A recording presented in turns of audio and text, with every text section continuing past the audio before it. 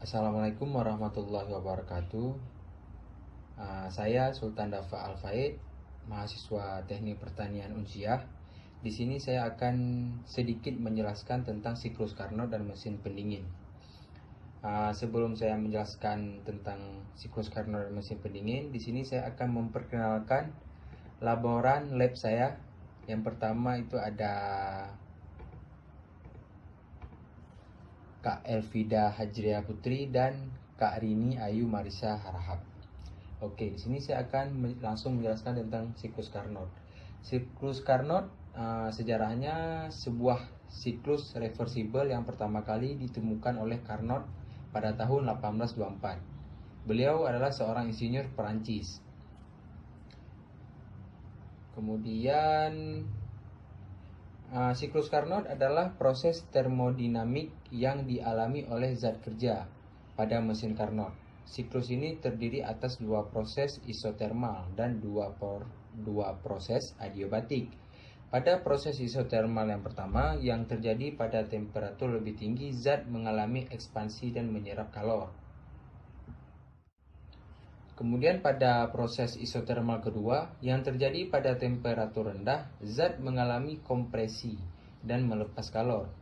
Garis isotermal pertama dan kedua dihubungkan oleh dua proses adiabatik. Adiabatik pertama, zat mengalami ekspansi, sedangkan adiabatik kedua, zat mengalami kompresi. Kemudian siklus Carnot ini memiliki empat tahapan proses. Yang pertama itu ekspansi isotermal reversibel, di mana material menyerap kalor Q1 dari reservoir kalor pada temperatur T1 dan sistem melakukan kerja. Yang kedua, ekspansi adiabatik reversibel, di mana working substance berkurang temperaturnya dari T1 menjadi T2 dan sistem melakukan kerja. Yang ketiga, kompresi isotermal reversibel, di mana material melepaskan kalor Q2 ke reservoir dengan temperatur T2 dan kerja dikenakan terhadap sistem. Dan yang keempat, kompresi adiabatik reversibel, di mana material dikembalikan ke keadaan awal atau semula. Temperatur sistem berubah dari T2 menjadi T1 dan kerja dikenakan terhadap sistem. Pada siklus Carnot dijelaskan sejumlah kalor Q1 diserap dari reservoir kalor yang temperaturnya T1, sejumlah kalor Q2 dilepaskan ke reservoir kalor yang temperaturnya T2 dan kerja dilakukan oleh sistem. Demikian seterusnya. Kalor yang ditransfer tergantung pada beda temperatur antara dua reservoir tersebut. Temperatur reservoir ini disebut temperatur termodinamika T. Dari hasil yang diperolehnya, Carnot menyampaikan hasil teoremanya bahwa tidak ada mesin kalor yang bekerja antara dua reservoir kalor mempunyai efisiensi lebih besar dari mesin Carnot yang bekerja pada dua reservoir kalor yang sama.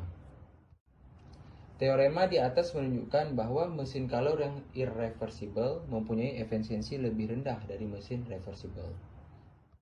Siklus Carnot memiliki 5 persamaan. Yang pertama, proses ekspansi isotermal reversible. Yang kedua, proses ekspansi adiabatik reversible. Yang ketiga, proses kompresi isotermal reversible. Yang keempat, proses kompresi adiabatik reversible.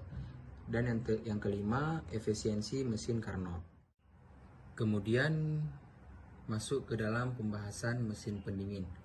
Secara sederhana, mesin pendingin adalah suatu alat yang digunakan untuk memindahkan panas dari dalam ruangan ke luar ruangan untuk menjadikan temperatur benda atau ruangan tersebut lebih rendah dari temperatur lingkungannya, sehingga menghasilkan yang namanya suhu atau temperatur dingin. Baik, di sini saya akan sedikit menjelaskan tentang komponen mesin pendingin. Yang pertama ada evaporator. Evaporator harus menyerap panas dalam melakukan fungsinya, yaitu merubah kembali zat pendingin cair dari reservoir dryer dan kondensor menjadi gas. Kemudian ada kondensor. Fungsi kondensor adalah sebagai alat penukaran kalor, menurunkan temperatur dari bentuk gas menjadi cair.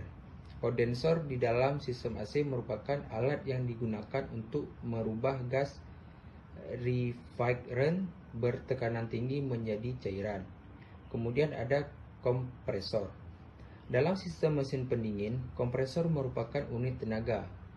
Fungsi kompresor adalah memompa bahan pendingin ke seluruhan bagian kulkas dan menghisap gas yang bertekanan rendah.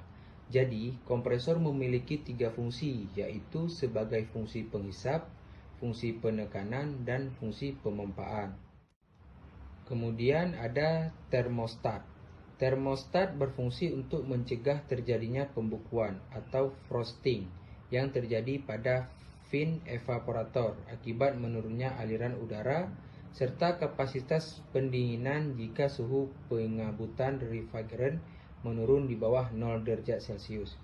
Termostat ini juga dipasangkan agar temperatur ruang dalam kendaraan dapat disetel sesuai dengan suhu yang diinginkan.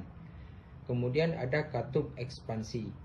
Katup ekspansi dipasang pada saluran masuk evaporator untuk menjaga agar penyerapan panas dan perubahan bentuk zat pendingin dari cair menjadi gas akan berlangsung dengan sempurna sebelum keluar evaporator.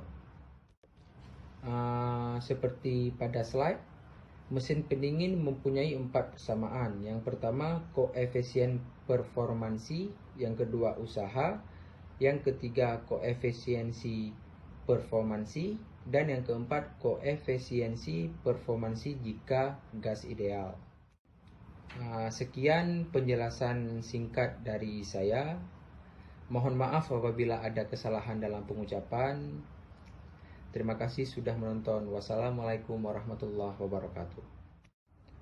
Assalamualaikum warahmatullahi wabarakatuh.